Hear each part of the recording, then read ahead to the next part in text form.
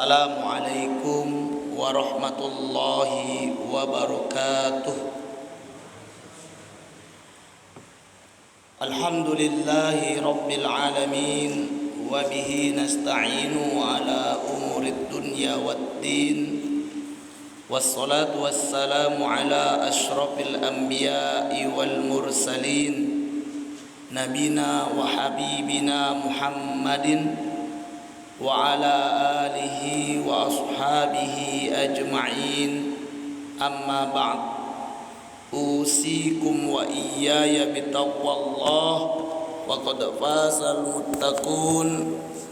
Qala Allah ta'ala fi kitabihil karim, a'udzu billahi minasy syaithanir rajim. Ya ayyuhalladzina amanu taqullaha haqqa tuqatih wa la tamutunna illa wa antum muslimun.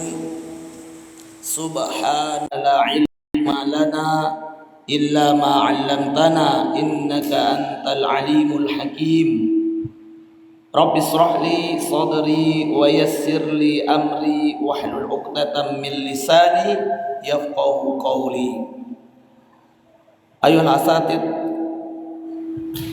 wal ikhwah, azan Allah wa iyyakum ajmain, jamaah maghrib yang semoga selalu dirahmati Allah Subhanahu wa taala.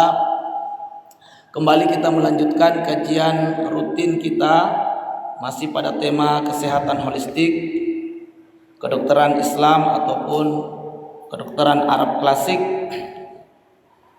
di mana tema ini berulang kali kami sampaikan bahwa sebenarnya tema ini tema yang sangat penting, namun banyak dilalaikan, banyak kurang diminati, karena memang nikmat sehat itu sekali lagi sebagaimana yang Nabi sampaikan, banyak dari umat ini lalai, kebanyakan manusia ini lalai, nanti akan kemudian terasa manakala sudah tercabut nikmat sehatnya, dia sakit, baru mulai sibuk mencari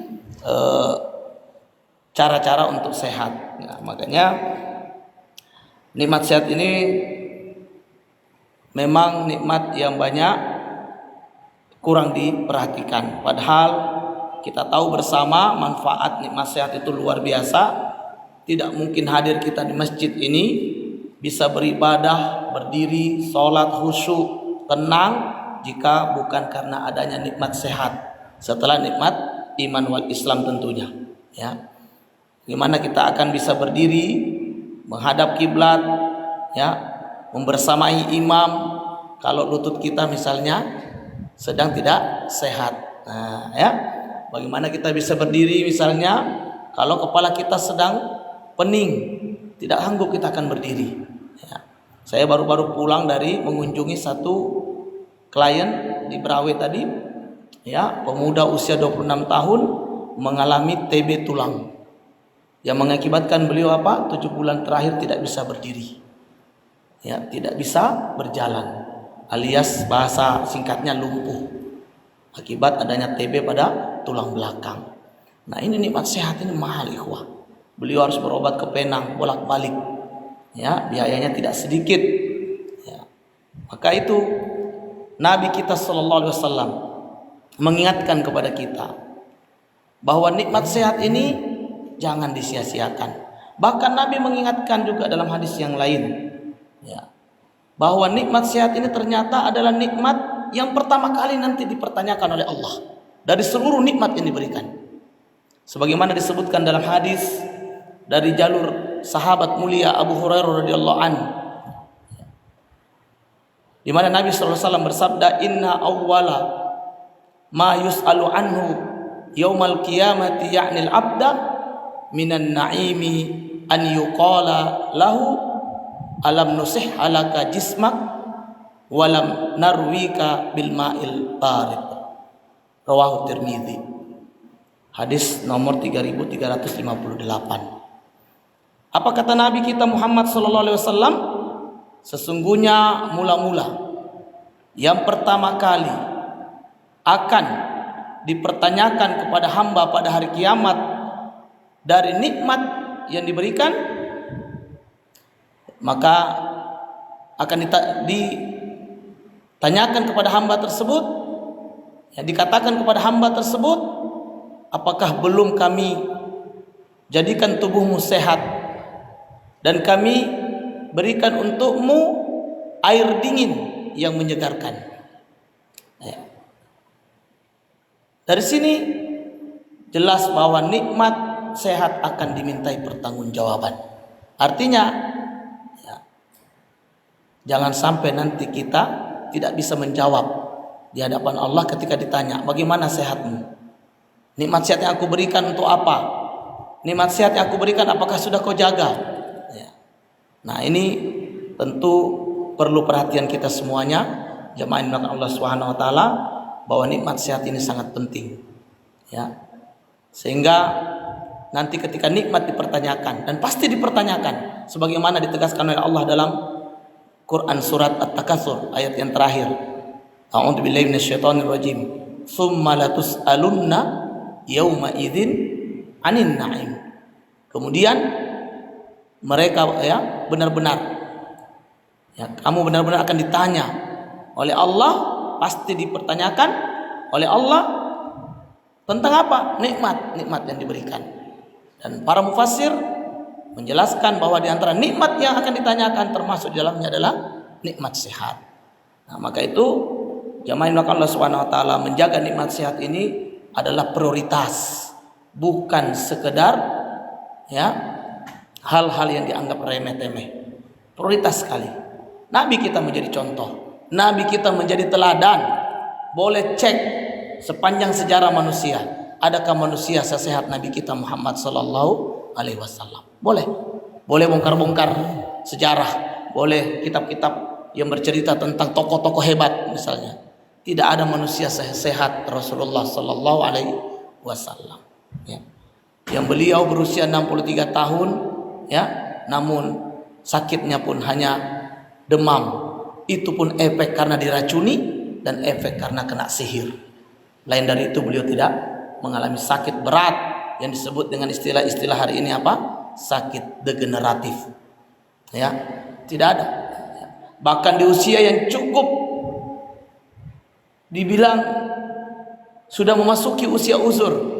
Ya, kalau orang sekarang masa-masa menjelang masa-masa pensiun 53 tahun, Nabi kita diperintah oleh Allah untuk hijrah dari Mekah ke Madinah, hanya berkendara unta di padang pasir yang terik, ya, di suhu yang sangat panas, ya, di lembah yang sangat luar biasa beratnya medan itu. Namun Nabi kita tidak kita dapatkan dalam sejarah disebutkan bahwa Nabi mengalami DBD atau malaria di kala hijrah. Tidak ada. Bahkan kita baca dalam sejarah Nabi berhijrah dengan sangat sehat sampai di Madinah disambut, ya, dalam kondisi yang sangat sehat, ya, tidak ada sakit sedikit pun. Ini menunjukkan betapa Nabi kita itu adalah manusia yang sehat secara fisik, tentu di samping adalah manusia yang paling takwa kepada Allah Subhanahu wa taala. Makanya Imam Syafi'i, ya, menegaskan, ya, dalam satu ungkapannya yang masyhur, la taskunanna baladan, jangan kamu tinggal berdomisili, bertempat tinggal di satu negeri, di satu kampung yang bagaimana? La yakunu fihi alimun, yang tidak ada alim di tengah-tengah kampung itu. Yuftika an dinik, yang bisa memberi fatwa tentang urusan agama. Ya, wala tabibun, dan jangan tinggal di satu negeri yang tidak ada tabib, ahli pengobatan, dokter ahli, ya, di dalamnya. Yambauka an amri badanik, yumbiuka an amri badanik, yang bisa menjelaskan tentang urusan badanmu. Mengapa Imam Syafi'i mengatakan ini? Karena Imam Syafi'i paham, ya, bahwa ada dua penyakit yang akan menimpa manusia secara garis besar. Yang pertama penyakit qalbu, dan yang kedua adalah penyakit jism, badan, fisik. Qalbu ada dua, subhat dan syahwat, ya. Maka untuk menghilangkan penyakit ini butuh ulama, butuh sosok alim di tengah-tengah masyarakat. Kalau tidak ada alim, tidak ada ulama, maka masyarakat akan terjangkiti penyakit qalbu yang berporos pada dua, yaitu penyakit syubhat dan syahwat. Maka perlu ulama yang memberikan pencerahan, ulama yang memberikan penjelasan-penjelasan, solusi-solusi dari dua penyakit berbahaya ini, syubhat dan syahwat. Apa obat keduanya? Terangkum dalam surat Al-Asr. Wa tawassaw bil haqqi wa tawassaw bis sabr.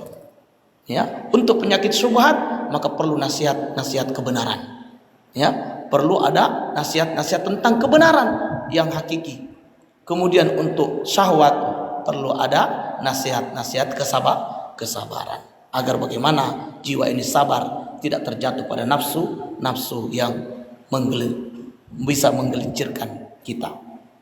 Maka ini yang pertama, syarat tinggal di satu negeri kata Imam Syafi'i, harus ada ulama, karena ulama lah yang bisa mengobati penyakit qalbu. Yang kedua, tabib ini apa? Dia berfungsi mengobati penyakit jasmani, penyakit fisik, penyakit badan. Ya, tanpa seorang tabib maka sulitlah kita untuk bisa menjaga, mengetahui bagaimana langkah-langkah, tahap-tahap, tips-tips sederhana untuk tetap sehat. Ya, ini tentu adalah ungkapan yang luar biasa dari seorang imam besar yang kita kenal sebagai imam usul fiqh dan imam fiqh, tapi ternyata perhatian banget tentang urusan kesehatan. Ya. Nah, jemaah yang Allah Subhanahu wa taala, itu mukaddimah kita malam ini. Ya, adapun tema kita ya malam ini kita akan lanjutkan tema pada kitab kita, masih pada kitab Resep Sehat ala Nabi karangan Profesor Dr. Said Hamad. Adapun malam ini yang akan kita kaji adalah hal sederhana yang mungkin sudah banyak dilupakan, tapi ternyata ini penuh manfaat. Apa itu? Mentahnik bayi dan manfaatnya dalam perspektif ilmu kedokteran dan fitrah Islam. Ya, mentahnik. Nah, ini mungkin bahkan sebagian kita mungkin istilah ini sudah jadi asing, ya, sudah jadi kurang dipahami apa maksudnya itu. Ya, nah. Apa itu mentahnik? Jamaah Allah Subhanahu wa taala, mentahnik bayi adalah mengunyah sesuatu lalu meletakkan dan mengusap-ngusapkan kunyahan itu di mulut bayi. Hal ini dilakukan agar bayi mau makan dan membuatnya kuat. Nah, biasanya dikunyah itu apa? Ya, yang sebagaimana dicontohkan oleh Nabi kita Muhammad sallallahu alaihi wasallam, yaitu kurma. Kurma dikunyah, lalu diambil yang bagian terlembutnya, dimasukkan ke dalam mulut bayi, digosokkan di langit-langit dari mulut si bayi. Nah, apa manfaatnya? Ya, daripada teknik ini, ya, sebelum kita bicara manfaat secara ilmu kedokteran maupun juga fitrah Islam, kita lihat dulu dasar daripada perbuatan mentahnik ini, yaitu hadis dari Imam Bukhari, ya, dalam kitab Al-Aqiqah, ya, di mana diriwayatkan dari sahabat Abu Musa radhiyallahu anhu. Ia berkata, yang artinya aku dikaruniakan seorang anak, kemudian aku membawanya kepada Nabi sallallahu alaihi wasallam. Beliau memberinya nama Ibrahim, lalu beliau mentahniknya dengan kurma dan mendoakan serta memintakan berkah untuknya. Setelah itu beliau menyerahkannya kepadaku. Nah, di sini ada cerita dari sahabat mulia Abu Musa, ya, Al-Asy'ari radhiyallahu anhu, di mana beliau mengatakan, ya, bahwa beliau sedang dikaruniakan anak oleh Allah Subhanahu wa taala. Nah, anak itu dibawa ke hadapan Nabi. Ya, karena Nabi sangat mencintai Abu Musa, maka anaknya ditahnik oleh Nabi setelah sebelumnya diberi nama dulu, ya, nama yang indah, yaitu nama Abul Anbiya Ibrahim, ya. Kemudian ditahnik dengan mengunyah kurma, ya, lalu kemudian dimasukkan ke dalam mulut si bayi, lalu Nabi mendoakan untuknya keberkahan, insyaallah, ya. Ini tentu keuntungan yang sangat besar bagi si bayi dan bapaknya itu Abu Musa radhiyallahu anhu, ya. Ini tentu suatu yang luar biasa. Bayangkan Nabi sendiri yang mentahniknya, ya, mendoakannya. Air liur Nabi bercampur dengan air liur si Nabi. Oh, ini sungguh luar biasa keberkahannya. ya, yang mana tidak ada orang yang ingin menyia-nyiakan kesempatan ini jika ada, ya. Nah, jamaah Allah Subhanahu wa taala, apa manfaat secara medis, ya, dan fitrah Islam? Disebutkan oleh Profesor Dr. Said Hamad dalam kitabnya ini bahwa apa?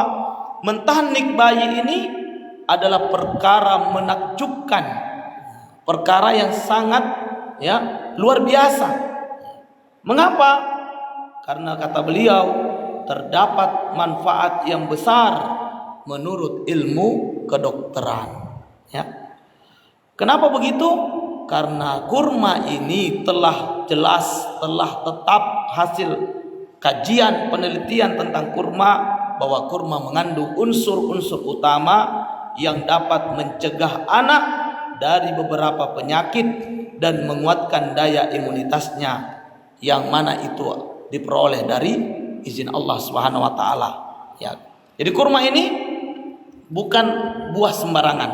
Dia adalah buah yang penuh berkah, ya, sebagaimana Nabi sabdakan dalam hadis tentang perintah berbuka dengan kurma. Apa kata Nabi? Ya, idza aftara ahadukum, ya, falyuftir bit tamar fa innahu barakah. Nah, kalau salah seorang di antara kalian mau berbuka, hendaknya memulai berbuka dengan kurma. Kenapa? Fa innahu barakah. Kurma itu penuh berkah, ya. Maka diteliti oleh para peneliti, ahli-ahli kesehatan, ditemukan fakta kurma ini telah dikenal sejak dahulu kala sebagai apa? Buah pertumbuhan. Sebelum dikenal juga sebagai buah kesuburan.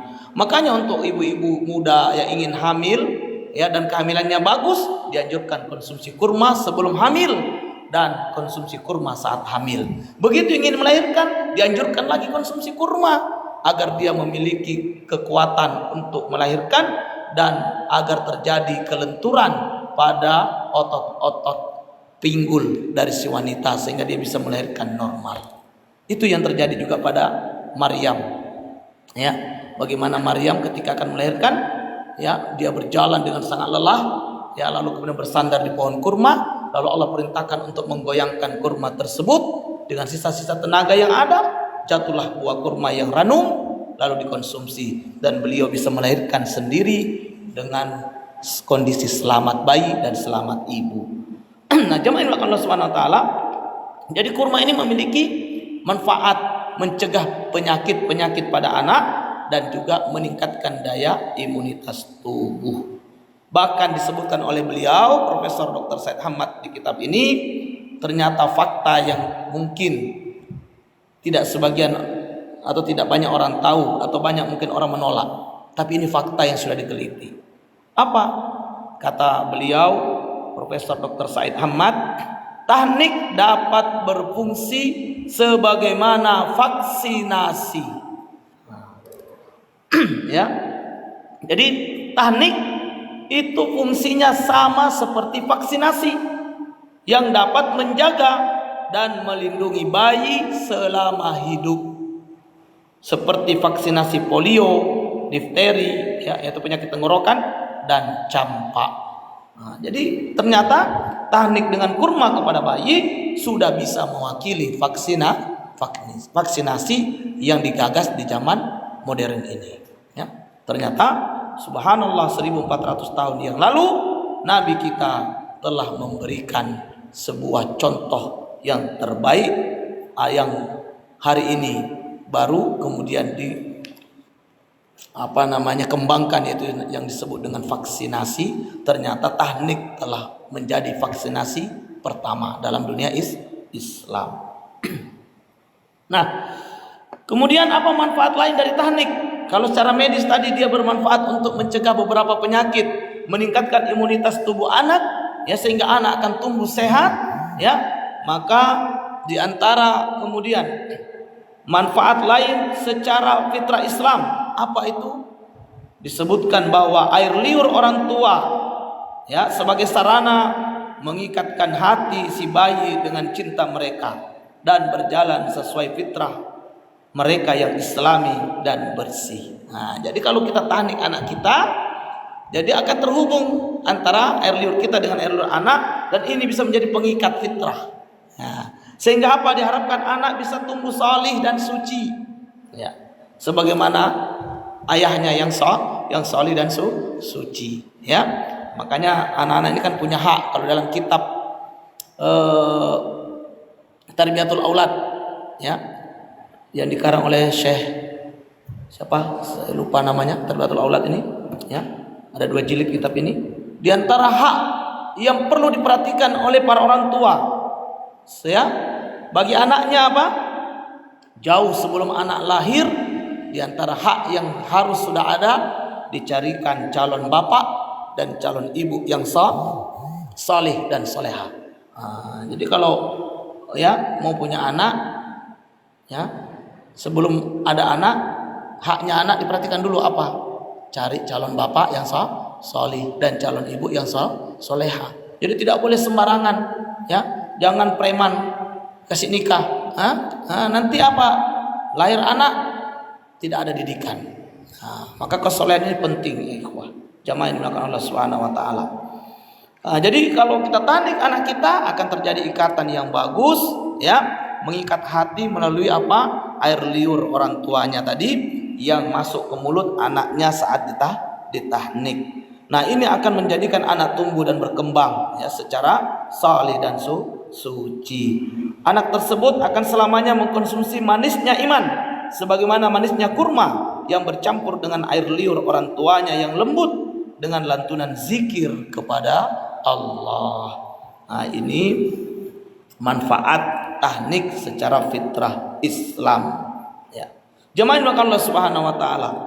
Maka tentu kalau kita melihat apa yang dijelaskan oleh Profesor Dr. Said Hamad ini, ya, bisa menjadi motivasi kita untuk kemudian memilih tahnik sebagai salah satu upaya untuk menjaga kesehatan anak dan juga memperbaiki atau meningkatkan imunitas tubuhnya, di samping manfaat lain bahwa tahnik bisa menjadi sarana pengikat hati antara anak dan orang tua.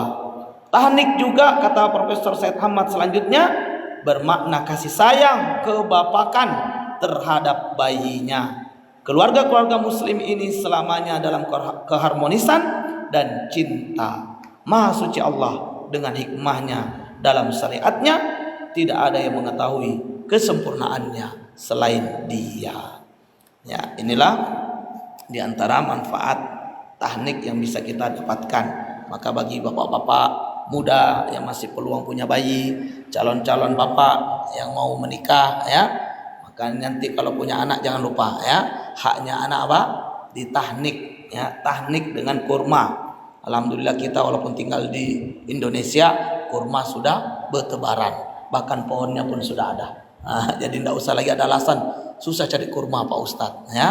Hanya orang malas yang susah cari kurma, karena ternyata kurma sudah sangat mudah dijangkau, harga pun terjangkau, sangat, ya, murah hari ini, ya. Silakan kalau ada bayi jangan lupa tahnik, karena ada 2 manfaat besar. Pertama adalah manfaat secara medis, ya. Yang kedua adalah manfaat secara fitrah Islam. Selanjutnya jamaah yang dimuliakan Allah Subhanahu wa taala, ya, sebagai tambahan pada kajian kita malam ini, yaitu satu tema tambahan di mana Al-Qur'an ini mendahului ilmu kedokteran modern sejak 1400 tahun yang silam, ya. Dari sisi mana? Ya, dari sisi banyak hal sebenarnya, tapi yang dijadikan contoh oleh beliau di sini bahwa ternyata, ya, orang yang hamil, ya, itu apalagi sudah menjelang kelahiran, ya, kondisi kejiwaannya itu sangat kacau, karena mulai banyak khawatir, ya, kekhawatiran, ya, apakah bisa melahirkan, ya, normal, ya, berapa lama akan kemudian merasakan kesakitan dan sebagainya. Nah, di dalam Al-Quran hal ini telah disinyalir, ya, yaitu pada kejadian Ibunda Maryam, ibundanya, ya, Nabi Isa alaihissalam, ya. ketika beliau mengandung bayi Isa alaihissalam, ya, Maryam ini mengalami apa yang dialami oleh ibu-ibu yang hamil secara umum. Ya, beliau lelah, beliau mengalami kondisi kejiwaan yang kacau, ya, apalagi saat itu beliau harus sendiri, berjalan sendiri, ya, mencari tempat, tidak ada yang membantu, tidak ada bidan seperti saat ini, ya, tidak ada dokter ahli kandungan seperti saat ini. Nah, beliau terus berjalan sampai kemudian tiba di pohon kurma, ya, lalu beliau bersandar. Nah, kenapa kemudian Allah mengalirkan, ya, pada Maryam itu air sungai, ya, kemudian disuruh untuk menggoyang pohon kurma agar kurma itu merontokkan buahnya, ya. Nah, ini karena memang ketika Maryam sudah berjalan capek, ya, beliau tentu sudah mengalami dehidrasi yang berat, ya, keringat, ya, kemudian air liur pun menjadi kering.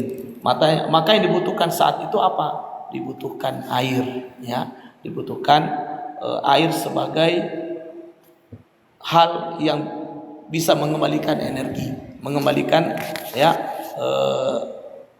kebutuhan air pada tubuh kita. Nah, disebutkan oleh Profesor Said Hamad di dalam buku ini, ya, kata beliau, ternyata mengkonsumsi kurma segar, kemudian meminum air yang murni, ya, air yang mengalir dari mata air itu, dan membuang perasaan gelisah dan sedih merupakan aspek penting dalam proses persalinan dan sakitnya melahirkan. Nah, ya, itu, ya, adalah sebuah hasil kajian bahwa kalau orang, ya, ingin melahirkan secara baik, dia harus kemudian punya tenaga yang cukup, ya, kemudian dia harus diberi air yang segar murni, ya, kemudian dia juga harus dihilangkan rasa gelisah dan sedih yang ada pada dirinya agar dia bisa melahirkan secara mudah, ya. Nah, ini pernah kami coba ketika ada salah seorang sahabat kita ini, istrinya akan melahirkan, ya, saat itu di Tamiang sana. Jadi beliau sudah posisi istri di ruang persalinan di salah satu bidan yang ada di Tamiang sana. Sudah beberapa jam kemudian melakukan proses pembukaan dan sebagainya, namun masih belum menunjukkan proses yang maksimal, sehingga tawaran dari bidan saat itu, ini nampaknya harus kita arahkan untuk operasi kalau dalam 1-2 jam ke depan si bayi tidak keluar. Nah, ketika hal itu didengar oleh sang suami menelpon saya, ya, lalu bertanya kepada saya, bagaimana menurut Ustadz nih? Ini istri sedang proses melahirkan, tapi sudah berapa jam ini belum nampak tanda-tanda akan bisa melahirkan normal. Bahkan bidan sudah menyarankan kalau dalam 1-2 jam ke depan tidak lahir juga, maka harus segera dioperasi. Nah, maka kemudian saya memberi saran saat itu, ya, teringat dengan hal ini, saya sampaikan, jangan dulu, bilang sama Bu Bidan, usaha dulu Bu, 1 jam ini kita usaha lagi maksimal, tapi segera cari kurma. Saya bilang, ambil kurma, blender, ya, blender, minumkan ke istrimu, ya. Kemudian ambil air putih, ruqyah, ya. Saya suruh saat itu baca Al-Fatihah ulang-ulang, ya, 7 kali lah atau 3 kali, ya. Kemudian ayatul kursi, al-zalzalah, ya. Dan al-zalzalah ini riwayat Ibnu Abbas, ya. Ada riwayat dari Ibnu Abbas, beliau menulis di mangkok surat ini, kemudian disiram air lalu dicuci dan diminumkan ke orang yang melahirkan, ya. Nah, saya suruh ruqyah air dengan al-zalzalah, al-ikhlas, al-falaq, an-nas. Kemudian, ya, saya suruh untuk minumkan istrinya. Lalu saya bilang, kamu dampingi di kepalanya, pegang tangannya dengan erat, ya. Kuatkan istrimu, bilang sama Bu Bidan juga untuk yakin bahwa ini bisa normal. Alhamdulillah, jamaah yang Allah Subhanahu wa taala, 1 jam kemudian kabar datang dari beliau telepon saya, Ustaz, beliau WA saya, Ustaz, alhamdulillah ya istri sudah melahirkan dan normal. Nah, ini dahsyatnya kurma. Maka kurma ini ya sangat baik untuk ibu-ibu yang akan proses untuk mendapatkan kehamilan secara cepat, bisa untuk kesuburan ya. Silakan konsumsi kurma. Di saat hamil juga sangat bagus untuk kemudian konsumsi kurma ya, dan sampai akan melahirkan pun sangat dianjurkan untuk konsumsi kurma. Nah, ini fakta yang juga ternyata disebutkan oleh Profesor Dr. Syekh Hamad, bahwa kurma segar, air murni ya, kemudian menghilangkan gelisah dan juga sedih pada ibu hamil, ini akan sangat membantu proses persalinan menjadi mudah ya. Dan yang perlu diketahui juga oleh kita semua ya, dan sudah kita sampaikan pada pertemuan-pertemuan sebelumnya, kurma ini sangat baik selain untuk pertumbuhan fisik. Ternyata menurut Imam Ibnul Qayyim Al-Jauziyah, bahwa kurma bisa melembutkan karakter. Nah, ya. Jadi kalau kita ingin anak-anak ini tumbuh selain jisimnya kuat dan kemudian memiliki karakter yang lembut, ya, karakter yang baik, ya, tidak kasar, sering-sering berikan kurma, karena kurma ini bisa melembutkan karakter. Jemaah yang Allah Subhanahu wa taala, inilah kajian kita pada malam ini. Mudah-mudahan kajian singkat ini bermanfaat ya untuk kami dan untuk kita semua, dan bisa kita ambil faedah lalu kita amalkan pada kehidupan kita sehari-hari, baik untuk diri dan keluarga kita maupun kita sampaikan pada handai tolan sahabat-sahabat kita kaum muslimin dimanapun berada. Wallahu a'lam bishawab. Barakallahu fikum. Subhanaka Allahumma wa bihamdik, asyhadu an la ilaha illa anta astaghfiruka wa atubu ilaik. Billahi taufiq wal hidayah. Assalamualaikum warahmatullahi wabarakatuh.